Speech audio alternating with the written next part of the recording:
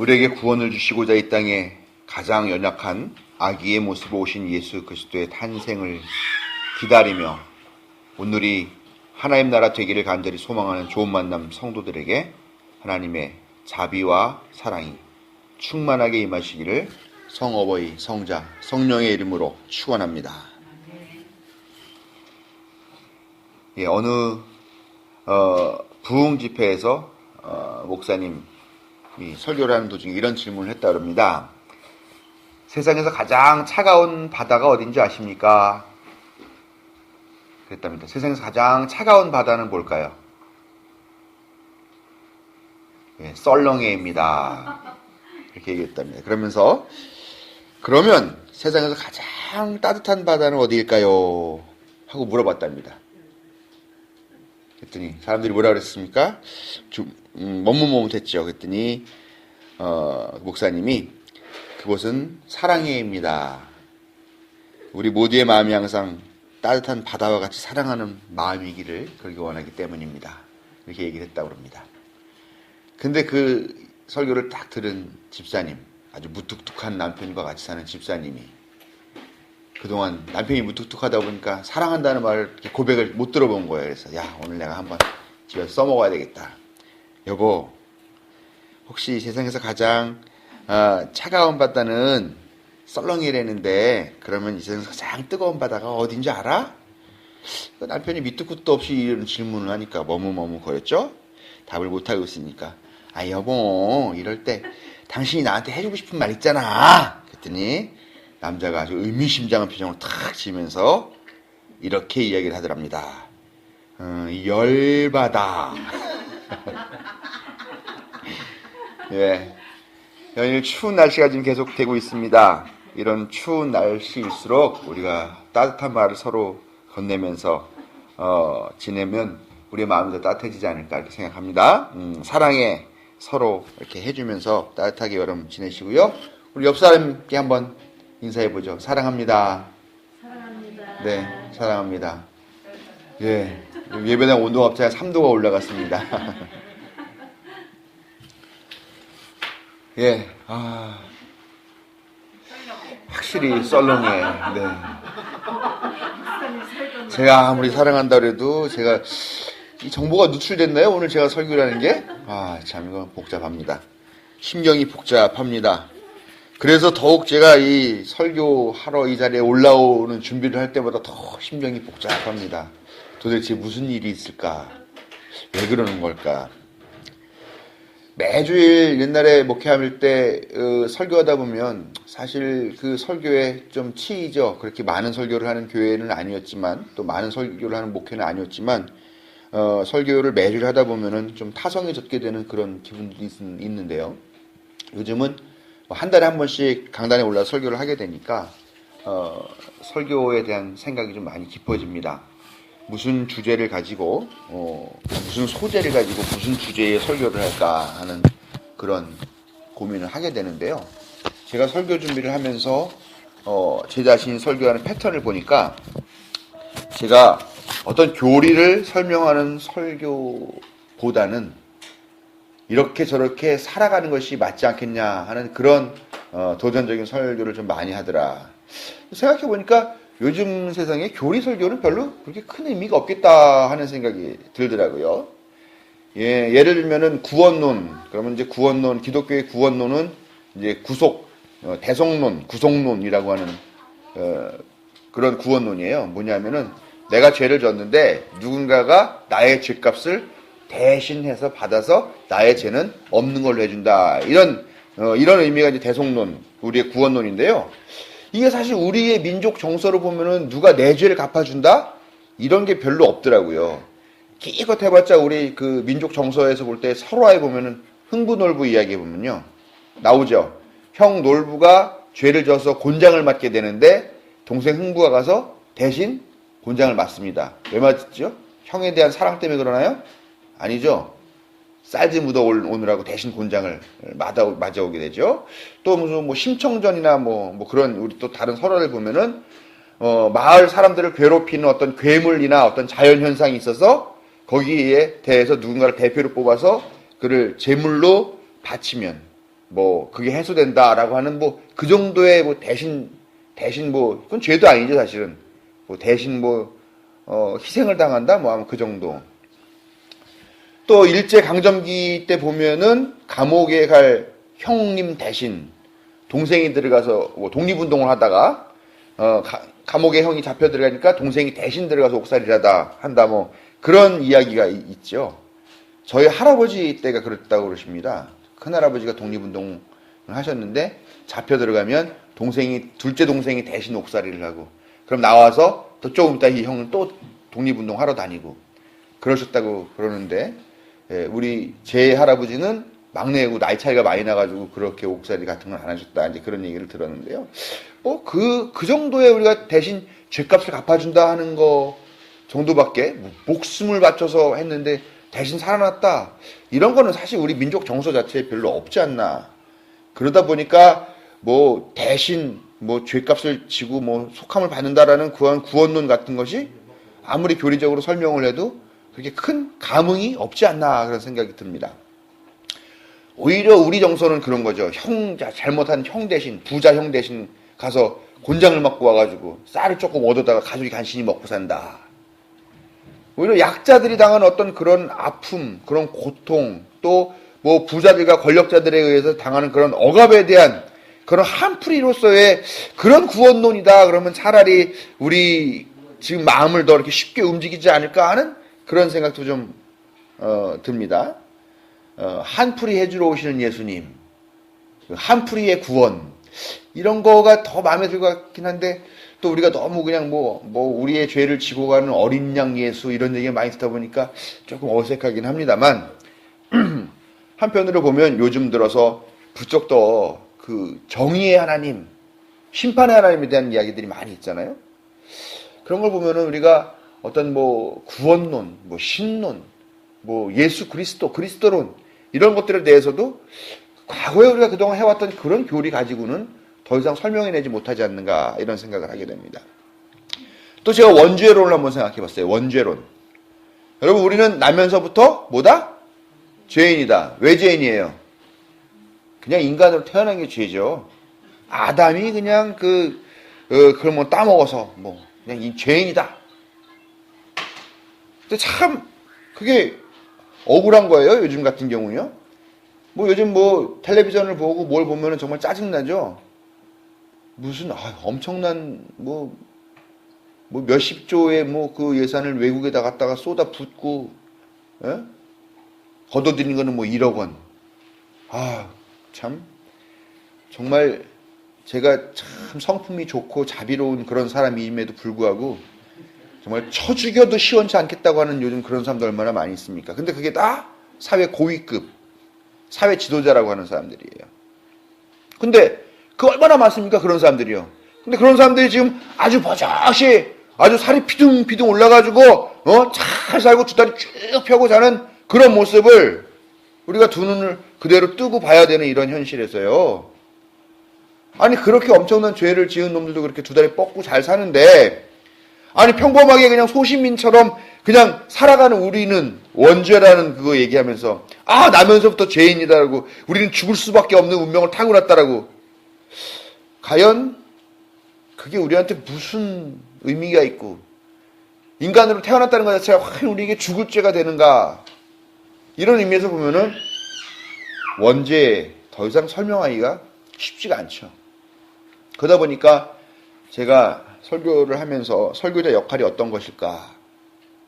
도무지 이제는 사람들이 믿지도 않고 관심도 없는 어떤 그런 교리들을 끊임없이 교회에서 반복적으로 귀에 못이 박히도록 계속 설명해내면서 이런 것들 여러분에게 관심을 갖게 하고 이런 것들을 설득하고 이런 걸 설명하고 하는 것이 과연 오늘날의 설교자의 역할인가? 아니면 이 바뀐 시대상에 우리가 신앙의 핵심이라는 것은 무엇인데 그 핵심을 잃지 말고 삶의 가치관을 거기에 맞춰서 세울 수 있도록 끊임없이 노력하자라고 하면서 돕는 것인지 제 스스로 자문하게 되더라라는 겁니다. 물론 저는 후자의 경우이죠. 그래서 하나님과 우리의 관계가 무슨 관계냐? 부모와 자식의 관계다. 그 인격적인 관계죠. 그런데 하나님과 우리 관계가 무슨 사형리 해서 우리는 날 때부터 죄인이다. 죄의 값을 위해서 죽을 수밖에 없다. 그런데 예수 그리스도가 오셨다. 이런 사형리, 이런 교리 달달달달 외우면서 교리를 믿으십니까? 아멘 안 하시네? 믿음이 없어서 그걸 천국 가겠습니까? 이런 식으로 하는, 그러면서 믿느냐 안 믿느냐, 구원을 받았다 못 받느냐는 그런 관계는 결코 아니라는 거죠. 하나님과 우리의 관계가. 여러분도 하나님과의 관계가 부모와 자식 같은 그런 인격적인 관계라고 다 믿으시죠? 예. 그러니까, 오늘 이렇게 우리가 설교를 항상 들으면서 또 여러분들 설교의 말씀의 마음을 새기면서, 한번 그런 생각 해보면 좋겠습니다. 오늘 주시는 말씀이 내가 어떻게 내 삶에 적용을 할 것인가? 내가 오늘 어떻게 새로운 가치관을 세울 것인가? 여러분 다 벌써 20년, 30년씩 다 신앙생활 해오셨지만, 과연 내가 그 교리들을 붙잡고서 그것들, 사실 내 마음에 감흥과 감동도 없는 것들을 붙들고 있을 것인가? 아니면 정말로 내 삶을 움직이는 새로운 가치관들을 세울 것인가? 이런 마음의 질문들을 담으면서 항상 설교를 여러분 마음에 받아들여 주시기를 부탁을 드리겠습니다. 제가 기관에 있다 보니까 아무래도 말씀 전하는 게 전 같지가 않아요. 일단 성서 연구 시간이 적죠. 또 성서 독서하는 시간도 확실하게 줄어들 수밖에 없다 보니까 설교를 하는 게 참 부담스러운 일이 되어버렸습니다. 거기다가 우리 교회 교육자가 4명인데 제가 제일 연급도 높고 선배이고 하다 보니까 부담감이 더 크지 않나 이런 생각을 합니다. 그러다 보니까 제가 이 설교에 이 임팩트 있는 내용으로 승부를 걸어야 되는데 자꾸 제목이나 영상이나 자꾸 이런 걸로 집착을 하게 되는 그런 경향이 있습니다. 네. 오늘 설교가 바로 그렇습니다. 아마 오늘 설교 제목 보시면서 뼈다귀 해장국이냐 감자탕이냐 이런 제목을 했느냐 생각할지 모르겠습니다. 제가 오늘 설교 제목이 이렇다고 우리 집사람한테 얘기를 했더니 집사람이 반응이요. 감자탕이나 뼈다귀 해장국이나 뭐가 다르냐 그렇게 얘기합니다. 여러분 이 두 가지 다른 점이 뭡니까? 둘 다 맛있다. 그럼 공통점이고요. 차이점 뭘까요?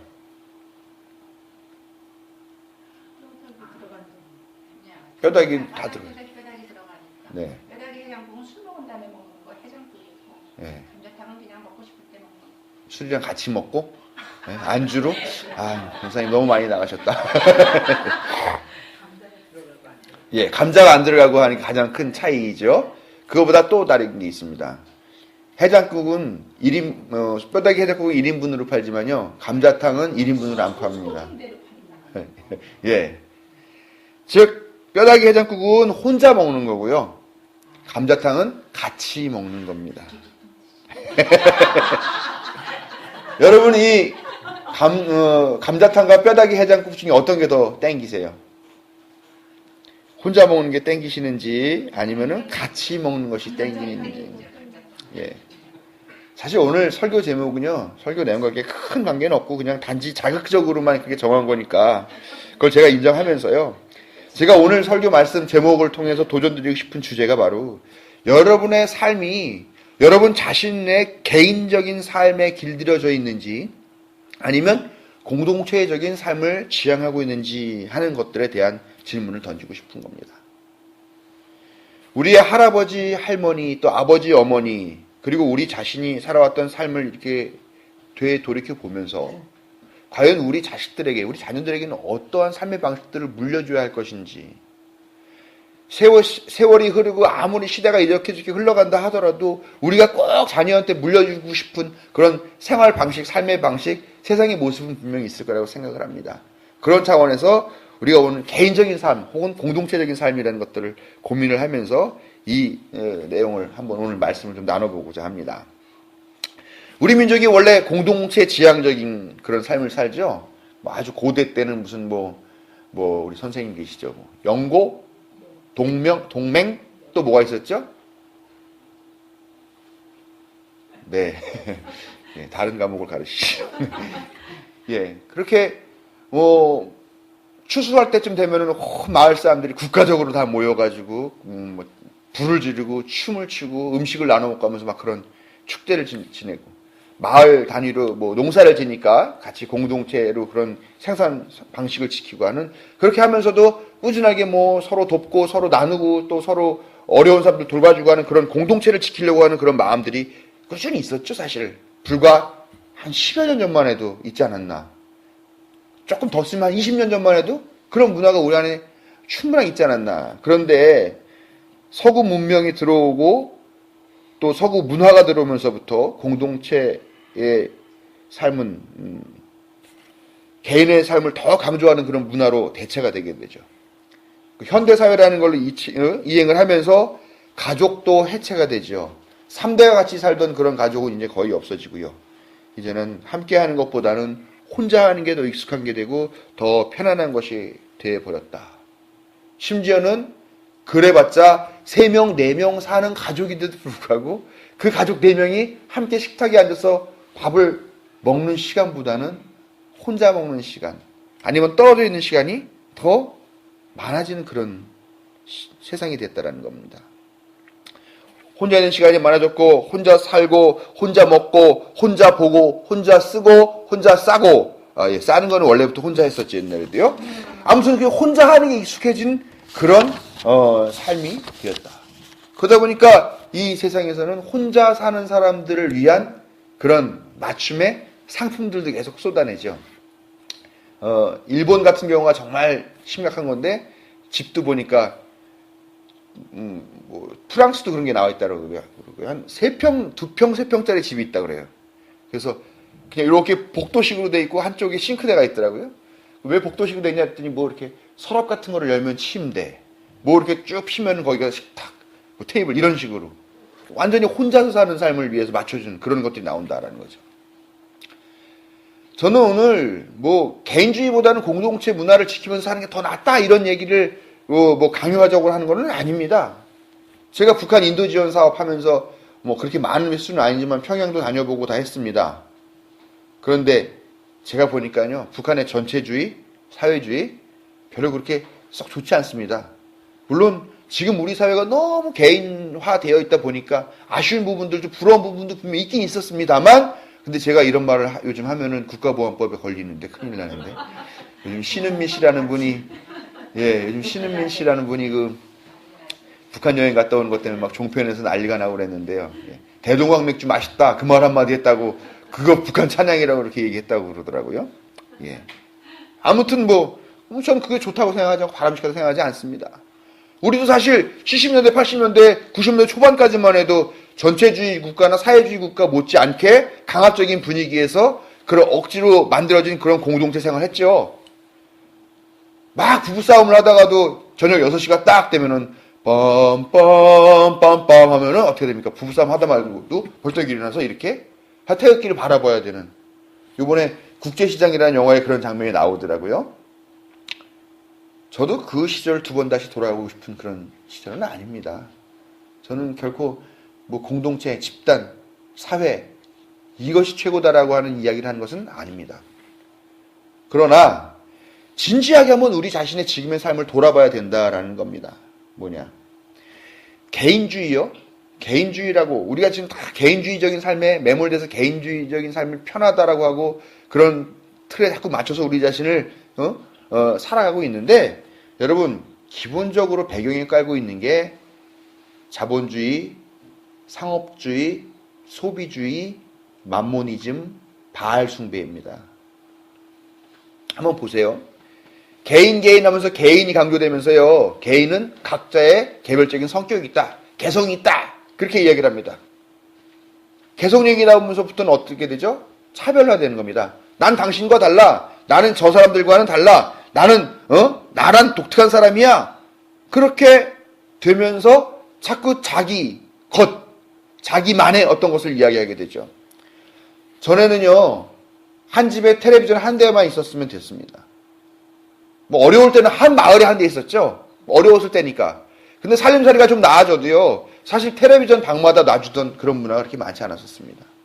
그런데 개인주의가 들어오게 되면서 개성이 강조되다 보면서 어떤 이기적인 부분들이 계속 부각이 되다 보면서, 나 아버지랑 같이 텔레비 안 봐, 아버지는 뉴스만 보는데 싫어, 나 드라마 보고 싶어, 엄마, 딸, 아들이 각자 자기 방이 있어야 되고 자기 TV가 있어야 되고 자기가 보는 텔레비전 프로그램을 봐야 하는 그런 시대가 됐다라는 것입니다. 여러분 이게 참 좋은 거죠. 뭐 기술이 발달되고 많은 물건들이 그렇게 공급이 됐으니까 그런 것도 가능하게 된 거죠. 먹고 살만했다라는 이야기인 건 분명합니다만 그러나 여러분 잘 생각해 보십시오. 개인이 강조되고 사회가 개인주의화 되면 될수록요. 장사하는 사람들의 입장에서는요. 팔아먹을 물건의 종류가 다양해지더라라는 겁니다. 자, 그러면 여러분 장사꾼이나 기업가들이 개인주의를 부추기는 게 자기에게 도움이 되겠습니까? 아니면 그냥 뭐 공동체로 갑시다. 옛날 같이 한번 돌아갑시다. 그렇게 얘기하는 그런 가치관을 심어주는 게 돈벌이가 되겠습니까? 이런 멍청한 질문이나 하고 있습니다. 제가 말할 필요도 없죠. 물건의 종류는 계속 늘어나죠. 모든 사람들이 다 구매자가 되는 겁니다. 옛날에는 한 집에 하나, 뭐 두 집에 하나 이랬지만 지금은 한 사람에 하나씩 구매자가 늘어나는 거죠. 예, 다 그들이 소비자가 되는 겁니다. 종류도 다양해집니다. 자, 그러다 보니까 어떤 일이 생기죠? 경쟁. 아유, 남들 다 갖고 있는 거 무슨 소용이야? 나는 달라. 나만의 특별한 걸 해야 돼. 그러면서 좀 더 희소한 가치들을 추구하게 되더라라는 겁니다. 남이 갖지 못한 것은 부의 상징이 되었고 그것을 갖고자 하는 그런 노력은 경쟁으로 나타나게 되죠. 여러분 공동으로 즐기던 문화도요. 요즘은 점점 부유한 사람들 중심으로 개인적으로 소비하는 그런 문화로 바뀌어가고 있는 거 아십니까? 옛날에는 뭐 런던 필 하모닉의 내한 공연 그러면은 우리 세종문화에 다 가서 들었죠. 요즘 어떻습니까? 그거를 아주 정교하게 잘 녹음을 해가지고요. 이만한 방에다가 스크린도 설치해 놓고 몇백만 원짜리 스피커에 몇백만 원짜리 뭐 몇천만 원짜리 이 음악 플레이어에 그렇게 탁 쇼파 탁 갖다 놓고 앉아가지고 이러고 듣습니다. 사람들이 그거 부러워하는 거예요. 야, 나도 저런 홈 시어터, 나도 저렇게 홈 뭐랍니까? 홈 공연장. 야, 나도 저런 거 하나 갖고 싶다. 그래서 그걸 얻기 위해서 인간은 이제 자기 자신을 하나의 상품화하기 시작해서 그거를 인간 시장에다 자기 자신을 매물로 내놓게 된다는 거죠. 여러분 잘 한번 생각해 봐야 될 필요가 있어요. 자본주의가 왜 개인주의라는 것과 맞물려 있을까? 왜 개인주의는 결국 상업주의, 소비주의와 맞물려 있을까?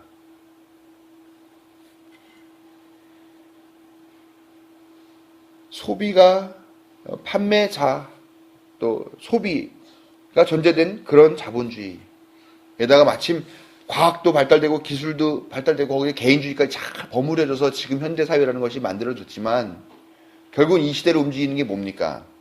하나님이 이 시대 움직이는 거 아니죠. 뭐가 움직이냐? 돈이 움직입니다. 솔직히 얘기해서. 하나님도 돈 앞에 요즘은 힘을 못 씁니다. 하나님도 못하는 일을 돈은 하는 세대죠. 그렇게 하나님이 지금 개인주의와 손잡은 자본주의, 물신주의, 배금주의와 또 그런 자본주의 앞에 무릎을 꿇는 그런 시대가 되어버렸다라는 겁니다. 그렇게 많은 소비자들이 원하는 많은 물품들은요. 언젠가 다 폐기가 돼야 되죠. 그렇죠? 텔레비전 하나 샀다고 10년, 100년 보는 거 아니잖아요. 많이 생산하는 건 결국은 그 문제의 폐기에 대한 그 문제를 또 야기하게 되는 게 어쩔 수 없는 거죠. 더 많은 생산하면 더 많은 폐기물을 만들게 됐죠. 사람들이 다 자기만 생각하니까 생태환경 따위는 이제 더 이상 고려하지 않죠. 나만 잘 되면 되고 나만 편하면 되고 나만 잘 살면 되고 나만 잘 먹고 그러면 된다라는 생각이 만연하게 되니까 생태 판경 같은 거는 관심도 없고 신경 쓰지 않죠. 결국 개인을 유난히 강조하는 그런 풍조들은요. 인간뿐만 아니라 인간이 살아가는 모든 환경을 다 단절시키고 인간을 더욱 외롭게 만들더라라는 겁니다. 결국 개인주의라고 하는 것은 과도한 개인주의라고 하는 것은 결국은 우리의 삶을 전체적으로 황폐하게 만드는 그런 방식이다 하는 걸 우리가 정말 두려운 마음으로 바로 보지 않으면 안 되겠다라는 겁니다. 지난주에 방영된 드라마 미생, 제가 미생 갑자기 무슨 홍보대사가 된 것 같지만 그러나 이제 제가 좀 말씀에 딸리니까 영상으로 좀 또 오늘 준비를 한번 해봤습니다. 예. 한번 보면서 여러분 생각 좀 한번 해보시면. 제 회사 동료들이요 이거 가지고 막 놀려가지고. 저 별로 이기적으로 보이지 않아서 싫은 거예요. 네? 밖에선 사람 좋다는 소리 듣지만 같이 사는 사람은 답답할 것 같아요. 아니 잘 모르셔서 그런데 저 되게 이기적이에요. 저밖에 모르는데. 저 회사에서 뭐 이기적인 남자 1등 하고 막 그랬는데. 죄송해요. 저희 아버지가 그런 분이라 어머니가 많이 힘든 걸 보고 자랐거든요. 그냥 제가 싫은 거예요. 죄송합니다.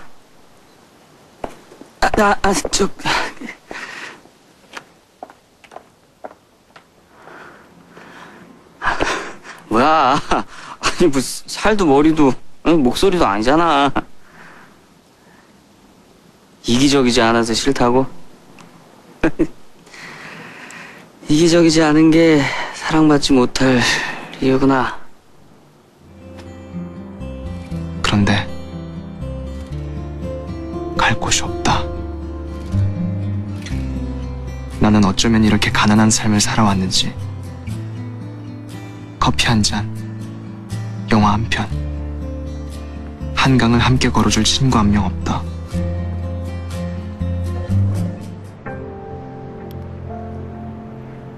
그 친구가 웃으면서 그랬어. 대리님 감사합니다.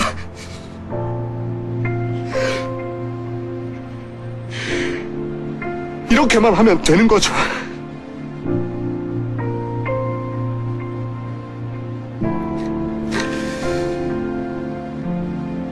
똑같은 얘기를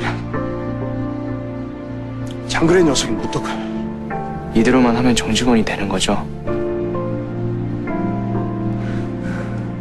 안 된다고 했어.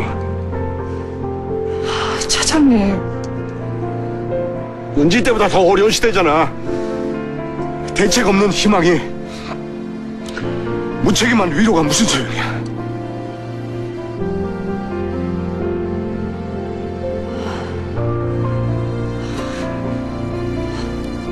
전 그 대책 없는 희망, 무책임한 위로 한마디 못 건네는 세상이란 게 더 무섭네요. 대책 없는 그 말 한마디라도 절실한 사람들이 많으니까요.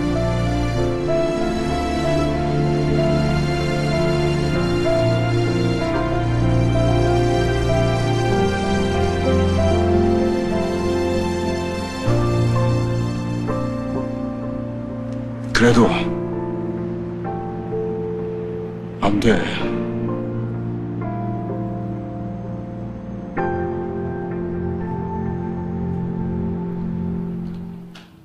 예, 결론은 그래도 안 돼. 좀 가슴 아프게 끝나는데, 물론 드라마가 새로운 어떤 희망들을 보여주겠죠. 근데 그래도 안 돼. 우리 인간이 그렇게 인간 간의 유대를 끊게 됐고, 이제 외롭게 됐고, 파편같이 됐고, 그렇게 된 것이 지금 우리의 모습입니다. 그런데 우리들이 이렇게 파편화되면 파편화될수록 배가 불러지는 사람들이 있죠. 부자들과 기업주들, 이런 기업을 하는 사람들, 자본가들, 이 사람들은 배가 더욱더 부르고, 사람들이 많아지면 많아질수록 그 사람들 임금을 깎을 수 있고 비정규직을 넣을 수 있고 이런 방식이 되더라라는 겁니다. 우리가 철저하게 파편화된 개인으로서 살아간다고 하는 지금 우리의 모습이 과연 하나님의 은혜와 은총인지, 아니면 물질과 자본, 돈이라는 것들의 속임수에 놀아나고 있는 건지를 우리가 진지하게 한번 되돌아봐야 되지 않겠는가 이렇게 생각을 합니다. 오늘 읽은 말씀은요, 우리가 너무나 잘 아는 구절이죠. 아브라함이 하나님의 약속을 받는 그 장면입니다. 보통 뭐 하나님의 축복받는 장면이라는데 축복이라고 하는 말은 맞지가 않습니다. 축복은 복을 빌어준다라고 하는 건데, 하나님이 복을 빌어주시는 분이 아니라 복을 주시는 분이죠. 기도하실 때도 보면 가끔마다 뭐 하나님 축복해 주시고 그러는데, 축복은 복을 줄 능력이 없는 어떤 존재가 누구가 복을 받았으면 좋겠다라고 복을 기원해주고 빌어주는 게 축복이죠. 하나님은 축복의 존재가 아니라 복을 주시는 존재입니다. 하나님이 아브라함에게 복을 주겠다라고 약속을 해주시는 그 약속을 받는 장면입니다. 아브라함이 하늘의 별처럼 많은 자손의 조상이 될 거라고 오늘 말씀을 통해서 약속을 해주시고 계시죠. 근데 한번 그 장면 상상해 보십시오, 여러분. 아브라함이 지금 밤하늘의 별을 탁 보면서 하나님이 나한테 저렇게 많은 별같이 저렇게 많은 자식을 주신대 하면서 그 약속을 받는 장면 한번 상상해 보십시오. 예, 상상력이 딸리실 것 같아서 제가 사진 한 장 준비해 왔습니다. 여러분 어때요? 자, 야 정말 저 정도의 자손을 준다고 그러면은 뭐 한번 해볼만 하겠죠. 여러분 정말 상상을 한번 해보세요. 깜깜한 밤에 별들이 정말로 쫙 펼쳐져 있죠. 저희 뭐 공해도 없는 때니까 엄청나게 별이 보이겠죠. 여기 저거 사진은 은하수도 보이는 거죠. 별들이 쫙 깔려 있습니다. 고요합니다. 고요한데 무슨 소리가 들려오겠죠? 무슨 소리가 들려올까요? 밤 풀벌레들이 지르륵 지르륵 하는 소리가 들려오겠죠? 또 풀들과 나뭇잎이 바람에 사사삭 사사삭 하는 그런 소리도 들릴 거고요. 또 먹이를 찾아 어슬렁거리며 나왔던 짐승들이 어떤 한 사람이 서서 하늘을 올려다보는 그 모습을 보면서 뭔가 하면서 경계하면서도 궁금한 그런 눈빛으로 그 짐승들이 그 사람을 바라보고 있었겠죠. 한 폭의 그림입니다. 하나님께서 아브라함에게 복을 약속하시는 이 장면이 한 폭의 그림이고 한 폭의 시이고 한 폭의 하나의 완전한 세계를 나타내주고 있더라라는 겁니다. 그 고요한 그러나 온 세계가 다 어우러져 있는 그 순간이 이미 하나님의 복이었던 겁니다. 그리고 하나님이 약속한 복은 아브라함과 아브라함의 후손 그들에게만 국한된 것이 아니라 아브라함과 그 수많은 별들이 서로 막 의지하고 수많은 자연의 모습 모든 생명들이 다 조응해서 하나의 그림을 만들어냈던 것처럼 그렇게 모든 별들과 짐승과 벌레와 풀들과 나무들과 모든 것들이 다 거대한 하나의 세계를 이루면서 유기적으로 연결되어 있는 그런 세상에 대한 복을 하나님은 이 시간 말씀해 주고 계신다라는 겁니다. 그렇잖아요. 하나님이 굳이 뭐하러 데리고 나가셔서 하늘을 바라보라 저들을 뭐라 그러십니까? 야 하늘에 별 많지? 혼자 있을 때 하늘에 별 많지? 그 별같이 많은 걸 자손을 줄게 그렇게 얘기할 수 있었다라는 거죠. 그런데 굳이 저곳에 데리고 나가서 하늘을 바라보면서 말씀하신 이유는 뭐냐? 그 모든 세계가 같이 어우러져 있는 그 세계를 보여주시고 싶었던 것이라는 거죠. 모두가 서로를 의지하며 살아가는 그 세상이 바로 진정으로 복받은 세상이라는 것을 하나님께서 알려주시고자 하는 것이고 아브라함은 그것을 깨달은 것입니다. 하나님의 복은 어떤 한 개인에게만 주어진 것이 아니라 그가 속해 있는 그 세상 모든 것들에게 베풀어지는 은혜라는 것을 잘 보여주는 그런 구절이 바로 오늘의 말씀입니다.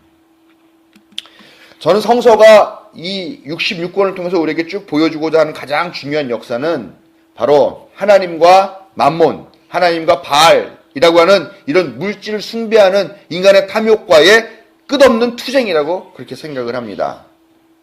모두가 함께 더불어 살아가는 아름다운 세상을 만들고자 하시는 그 하나님의 뜻과 돈, 물질, 자본을 상징하는 만몬, 바알, 더 많은 것들을 소유하고자 하는 그런 탐욕을 상징하는 바알 세력과의 그 기나긴 싸움. 그런데 그 기나긴 싸움, 아직도 끝나지 않은 그 싸움이 무엇인가를 성서는 우리에게 분명하게 보여주고자 하는 거라고 저는 그렇게 고백하면서 성서를 읽고 있습니다. 그리고 그 성서를 읽고 있는 지금 우리들에게는 그 성서를 빗대어서 그 성서 역사를 통해서 지금 내가 살아가고 있는 이 시대를 어떻게 살아갈 것인지 결단하고 선택하라고 하는 요청을 우리에게 주고 있는 것이 바로 성서라고 저는 그렇게 생각을 하고 고백을 합니다. 전체와 공동체에 매몰되어 있는 그런 개인이 자기 자신의 존재를 발견하고 나라고 하는 존재를 발견한 것은 정말 철학적으로 큰 의미가 있으면서 또 그것은 자기 자신의 소중함을 깨닫게 된 것은 정말 중요한 하나님의 은혜와 은총입니다. 그러나 그 은혜와 은총의 단계를 넘어서서 나만 생각하고 내 배만 부르면 되고 나만 잘 살면 된다라고 하는 그런 욕심, 그런 탐욕과 그런 욕심의 도구가 개인주의가 바로 이기주의와 개인주의가 그런 탐욕과 욕심의 도구가 될 때에 그것은 더 이상 은혜가 아니라 무엇이냐? 저주가 된다라는 것입니다. 우리는 지금 과도하게 개인화되고 과도하게 이기적이 되었습니다.